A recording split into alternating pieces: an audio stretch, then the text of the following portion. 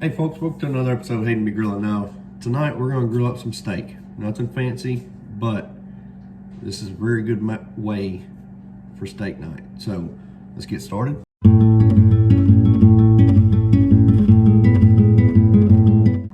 And folks, I don't always marinate my steaks. Sometimes I just do the traditional olive oil, salt, pepper, garlic. But it's been a while since I marinated a steak. So that's what we're gonna do for these ones. All right, so I've got these two New York strips here that I picked up at the local grocery store. What I'm gonna do is I'm gonna go through and stab the steak repeatedly over and over with a fork. Now, a buddy of mine saw me doing this one time. He said, "What are you doing? You're gonna let all the juices out." But what we're doing is actually opening up the steak to allow juices to go in from the marinade. Then once you got that side nice and aerated, we'll call it, just flip it over, repeat the steps.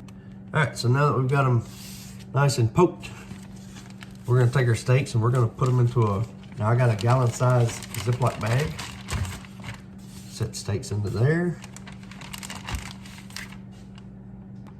Folks, what I'm gonna use for my marinade is this Lowry's Steak and Chop. Now, in my opinion, if you're gonna use a marinade, this is the best marinade.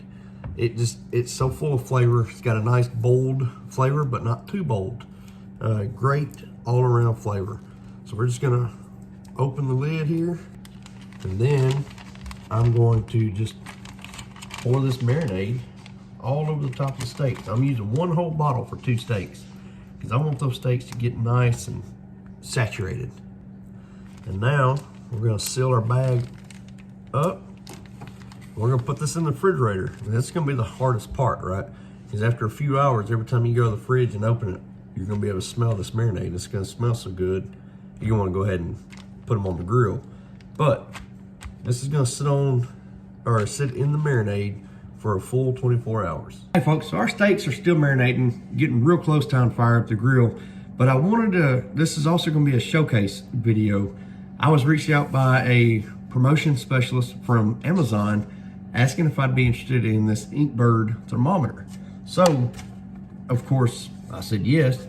But so they sent me this Bluetooth Wi-Fi smart barbecue thermometer to try out here on the channel. Well, that came with a charging cord, the monitor, and 4 probes, which is great because now with the 2 that are on my smoker and the one that my wife had got me for Father's Day last year, folks, I can put a lot of things on the smoker or the grill and cook them all at once and monitor my internal temperature.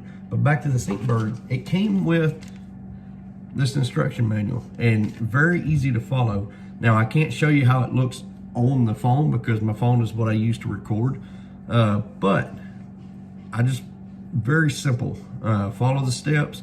It's Bluetooth, Wi-Fi, so now I can monitor my internal temperatures right there on my phone or on here.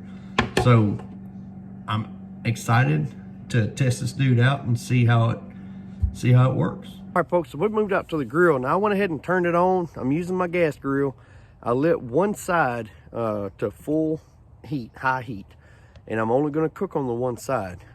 But I have had my steak sitting out on the counter at room temperature for about 30 minutes now. All right, folks, so with that one burner going, I'm sitting about 350 degrees. I like it.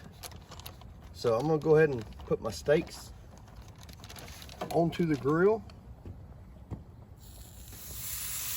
Oh, I love that sizzle, huh? Now with the probes on this InkBird thermometer, I'm gonna come in and insert this right through the middle.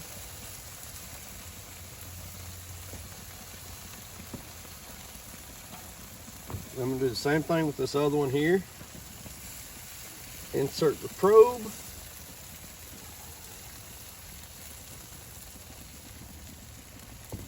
And then I'm gonna shut the lid. I have the app on my phone as mentioned earlier, but also this gauge here. So I got 2 probes in. You see it keeps bouncing back and forth. Probe 2, probe 1. And I've got it set to Fahrenheit. So I don't think I got a good set on that one because it's already showing 87 degrees. But I'm gonna shoot for that internal temperature of 125 degrees. So once they hit about halfway, I'm gonna go ahead and flip them. Now I try to get away with just lighting the one side, thinking just 2 steaks is gonna be good, right? But it's just cold enough today that lighting the one side, and the time that I had the grill open, the lid open rather, losing a lot of heat, and it's having a hard time building the heat back up. So I went ahead and fired up the other side, just try to keep my heat built back up. Now I'm not gonna lie, I went ahead and pulled the one probe out. 2 steaks right there together, they're gonna cook about the same. So I went ahead and pulled that one probe out, but I got a little nervous with these probes because it started climbing, right? And then it started dropping off. So I got a little worried about it, but it seems to be climbing again pretty good right now. So I think they're doing all right. All right, folks, so I just got my steak in. We're gonna cut it open and see if the old new meat probe was spot on or not. What do y'all think? For me personally, that's a little undercooked, so I need to go put them back on for just a little bit longer. All right, folks, we're gonna take a cut into this steak here, see how she's looking.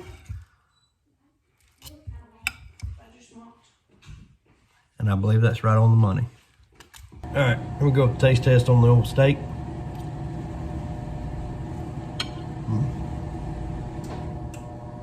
There's something about that Lowry's marinade, a very good flavor. Took a little longer on the steak than I intended on. Just a new product, trying to figure it out. So I don't know that it was necessarily an issue with the product or me, you know, trying to figure out the product. So y'all please let me know what you think of the video. Y'all please like, subscribe, and we'll see y'all later.